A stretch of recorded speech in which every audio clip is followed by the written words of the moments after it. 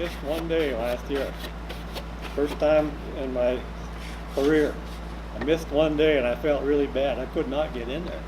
I spent 2 hours and a half trying to get in there and I didn't even get on the side of the highway. There was zero visibility and there was, probably 2 feet of fresh snow. You just couldn't travel. I continually got stuck, couldn't find the trail. Uh, Finally said, if I get in there, I'm not going to get out. So I just left. I felt really bad, there were the elk over there all night, no feed. We got in there the next day. Game and Fish fellows came up with a snowcat and with a blade on it and plowed in there. Didn't plow in, just made a trail over the top of the snow so we could snowmobile in.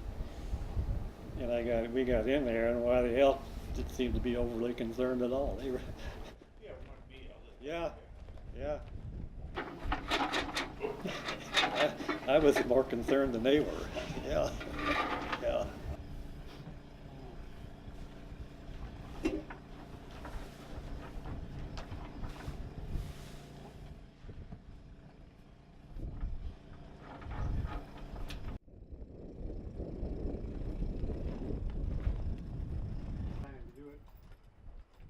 Every day.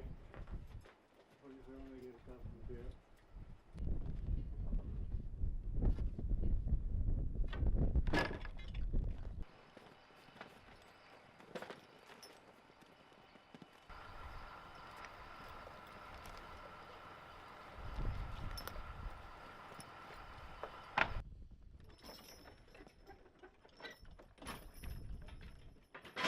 There's a lot of controversy surrounding these programs. Some people say we ought to let these elk go back to their native winter range. Well, their native winter range is gone.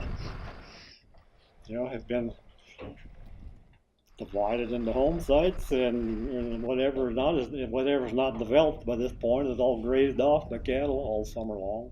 Yeah. There's very little native winter range, not at this elevation. Right.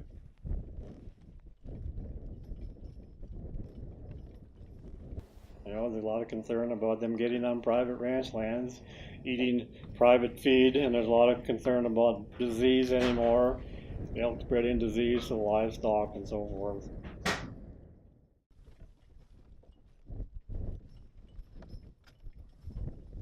This particular feed ground here, they tell me he's got one of the best cow-calf ratios in the country. A dominant bull, he can breed, 20, 25 cows.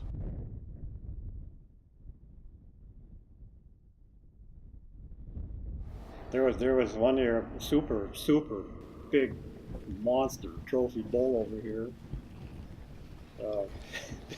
Bigger than you could imagine. One of the biggest ones I've ever seen. And these elk will grow the same kind of antlers every year. Same conformity, maybe a little bigger, maybe a little smaller, but the same conformity.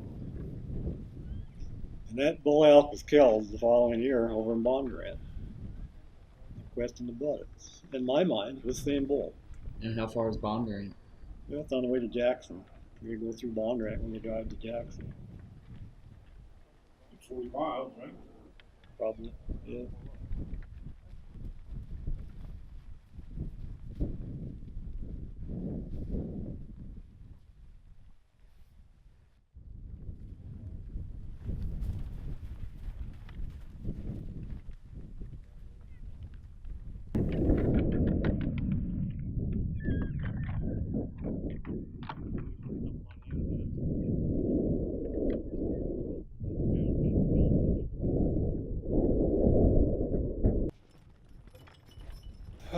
Yeah, there's some indication that the elk have changed their habits because of the presence of wolves.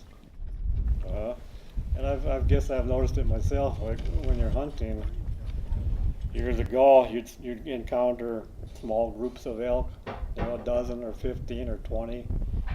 Now it seems like you can hunt for days and never see a thing, and then run into 100. It seems like they're grouping up, maybe just in response to the presence of wolves. I don't know.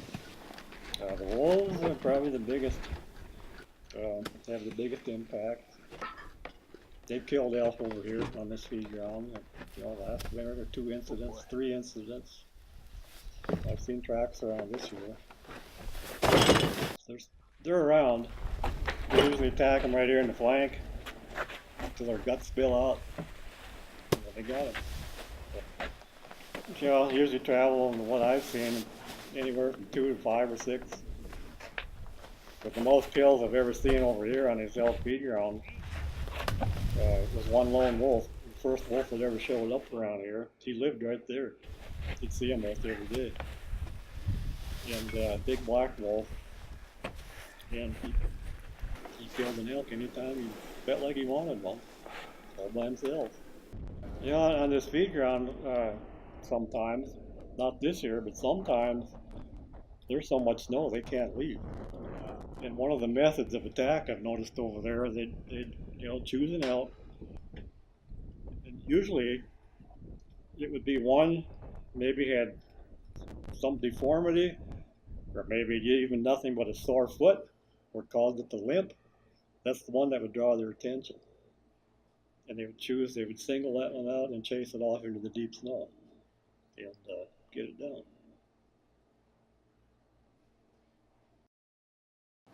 But I right now have done this longer than anyone in the whole system. Usually these guys, some of these guys, they covet these jobs, think, boy, what a fun job, go feed the elk. Oh, what could be more fun than that? Well, in some cases, people wait in line, before an opening is made available. Some of these guys will get one of these jobs, and 6 weeks later, they're gone. They don't understand the commitment it takes. It's every single day for the whole winter. In some pretty severe conditions, too. But there's 3 or 4 guys around here have done it, 20, 30 years. It's just kind of a way of life is what it comes to.